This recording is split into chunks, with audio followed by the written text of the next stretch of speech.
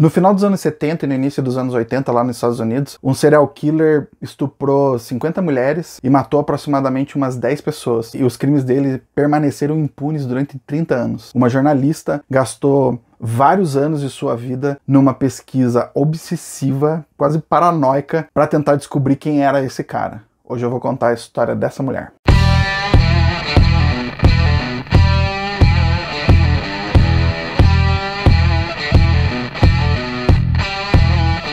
Olha só que chique, agora a gente recebe livro das editoras para fazer análises aqui no canal. E teve boatos que eu ainda estava na pior. Se você tá na pior... A editora Autêntica muito gentilmente nos mandou Eu Terei Sumido na Escuridão, este livro aqui, da Michelle McNamara. Este é um livro que foi publicado pelo selo Vestígio, né, da editora, esse selo aqui. Vem com frase do Stephen King, é uma coisa chique. A tradução desse livro é do Luiz Reyes Gil. Acho que é assim que pronuncia o nome dele, eu não sei. Esse livro foi adaptado por uma série documental pela HBO, que já está no ar. Eu estou assistindo essa série, então eu vou fazer um vídeo separado sobre ela depois. Mas ele é uma adaptação desse livro e ele vai um pouco além do livro, pelo que eu entendi, beleza? Então vamos lá. Esse livro vai acompanhar a trajetória de um serial killer que ele não é muito famoso, né? Então, a gente quando fala em serial killer dos Estados Unidos, você pensa lá no Jeffrey Dahmer, o Ted Bundy lá, né? Esses caras que são mais famosos, tem vários filmes sobre eles e tal. Mas esse aqui, ele é tão maluco quanto, ele é tão violento quanto, só que ele não teve tanto destaque, assim, pelo menos não no mundo, né? Então esse serial killer, ele é conhecido como o estuprador da área leste, né? O estuprador da zona leste. A autora, a Michelle McNamara, enquanto ela fazia as investigações desse caso, começou a chamar ele como o assassino de Golden State. Então ele é conhecido aí por várias alcunhas, e aí ele chegou nesses números que eu disse, né? Foram 50 estupros e mais de 10 mortes, acho que foram 12 mortes mais ou menos. Tem um detalhe bem triste sobre esse livro, que é assim, a Michelle McNamara, ela não conseguiu terminar de escrever esse livro porque ela faleceu. Ela morreu em 2016 e ela não pôde concluir o trabalho dela. Então, esse livro que nos chega à mão, ele foi concluído pelos editores, por um grupo que fazia parte das pesquisas que ela estava fazendo. Então, eles se reuniram e conseguiram terminar a partir das anotações dela e de tudo que ela tinha deixado pronto, que era muita coisa, assim. Quando eu digo muita coisa, era muita coisa mesmo. Tipo, 4.000 páginas de documentos policiais que ela ficava investigando, que ela investigava de maneira bem obsessiva. E aí, infelizmente, ela morreu, ela não conseguiu ver o livro publicado e ela nem conseguiu ver também o serial killer ser preso. Ela não era uma investigadora da polícia, né? Ela era jornalista. Ela é casada, tem uma filha pequenininha e depois que o marido ia dormir, que a filha dela ia dormir, ela ia pra internet, ela varava a madrugada fazendo pesquisas. Ela tinha um site sobre crimes reais, um site que ficou famoso, tem aí até, ele ainda tá no ar pra quem quiser ler o histórico, só que é em inglês, né? E ela tinha contato com muitas pessoas que também gostavam de ficar investigando crimes que não foram resolvidos. Porque ela começou a fazer isso lá pelos anos 2000 e os casos, esses assassinatos ocorreram nos anos 70, nos anos 80. É o que eles chamam de cold case, né? Foram os casos que não foram resolvidos. Então a ideia é tentar aplicar as tecnologias de hoje para tentar resolver casos de antigamente.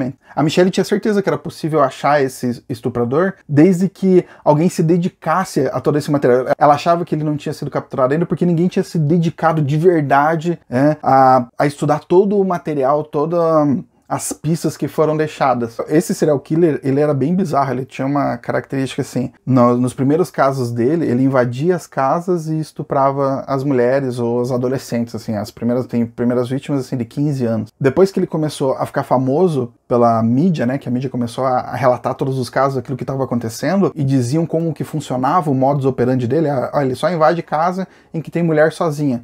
Então, ele meio que desafiava isso. Então, quando publicaram que ele só atacava mulheres sozinhas, ele começou a invadir casas e atacar casais com filhos, então trancava os filhos no quarto, e aí ele fazia um casal amarrar o outro, né, fazia a mulher amarrar o homem, deixava o homem no quarto deitado e colocava pratos, ia lá na cozinha, pegava vários pratos, colocava nas costas do homem e ele dizia assim, que se ele ouvisse qualquer barulho, ele ia matar a mulher. Aí o cara ficava lá, não tinha o que fazer e ele estuprava as vítimas. Quando ele matava as pessoas, apesar de ele invadir as casas utilizando armas, às vezes chegando com uma faca, ele matava as pessoas com os objetos que estavam ao redor. Pegava, sei lá, luminária e batia na cabeça das pessoas até matar. Era bizarro e ele era extremamente violento. A obsessão que a Michelle tem de tentar encontrar esse cara lembra muito o filme Zodíaco. o investigador, ele acaba deixando várias coisas da vida dele para trás, para tentar ir atrás, né, do assassino do Zodíaco, que é um assassino que nunca foi encontrado. Então, nesse sentido, esse livro, ele é muito mais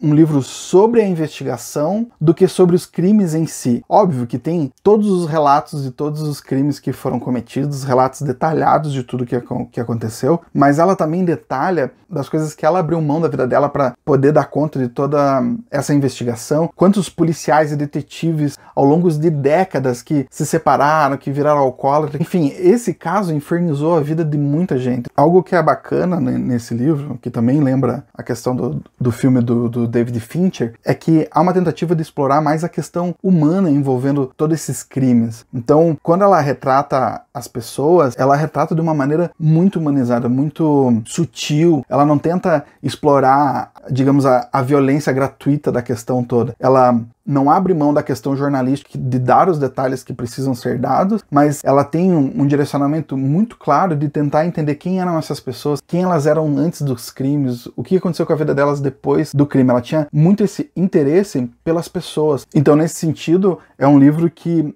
dá pra ver claramente que ele é inspirado no A Sangue Frio do Truman Capote, que é a grande obra a respeito de true crime, né? Então quem gostou de A Sangue Frio provavelmente vai gostar desse livro aqui, porque ela tenta seguir muito desses passos que o Truman Capote deu. É curioso que ela trate a si mesma como uma pessoa extremamente obcecada. Ela fala sobre as pessoas que fazem essas pesquisas na internet, que tem muita gente que é vista como maluco por fazer isso. Mas ela levava muito a sério e ela era levada a sério pelos policiais e pelos detetives. Ela trocou e teve contato com todos eles ao longo de muitos anos. Então, ela entregava pistas, eles passavam pistas para ela para que ela pudesse ir atrás também. Dentro dos fóruns que acabaram se criando, até no próprio site dela, né, que discutia os assuntos, ela encontrou detetives amadores que ajudaram muito ela. Enfim, o livro, para quem gosta dessas histórias de crimes reais e investigação, né, jornalística e tal, ele tem muitos detalhes. Por exemplo, ele tem mapa mostrando qual que foi o caminho que o serial killer fez.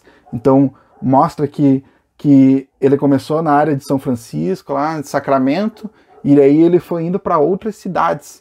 Então, ele não agia só em um lugar, ele foi agindo em vários e vários lugares. O livro tem várias fotos das vítimas também. Então, ó, tem fotos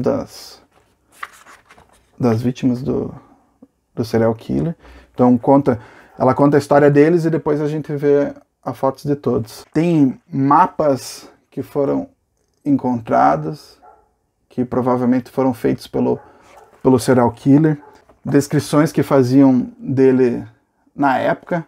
Então, nossa, cara, é um livro que tem muito detalhe, é sensacional. E aí, quando você fala que o livro tem muita informação, parece que é um livro meio maçante, né? Porque às vezes é aquele relatório de polícia, um troço meio chato. Então, ela consegue a façanha de fazer com que isso não fique chato em momento algum. Não precisa parar de ler esse livro, porque ela tem uma forma de narrativa que é maravilhosa.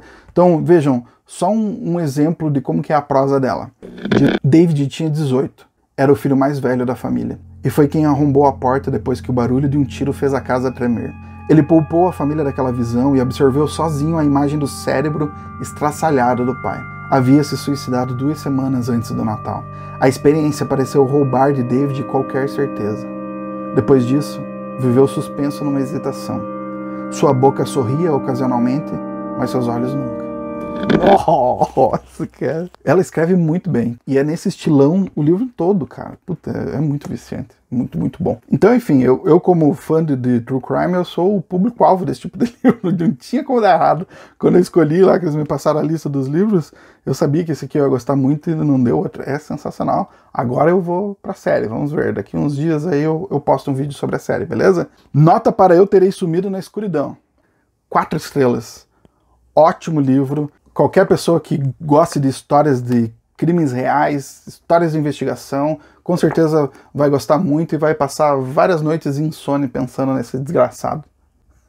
Então é isso, se você também é fã de True Crime, diga aí qual que é a sua história favorita nos comentários. Curta esse vídeo se você gostou dele, assine o canal e a gente se vê na próxima. Até mais!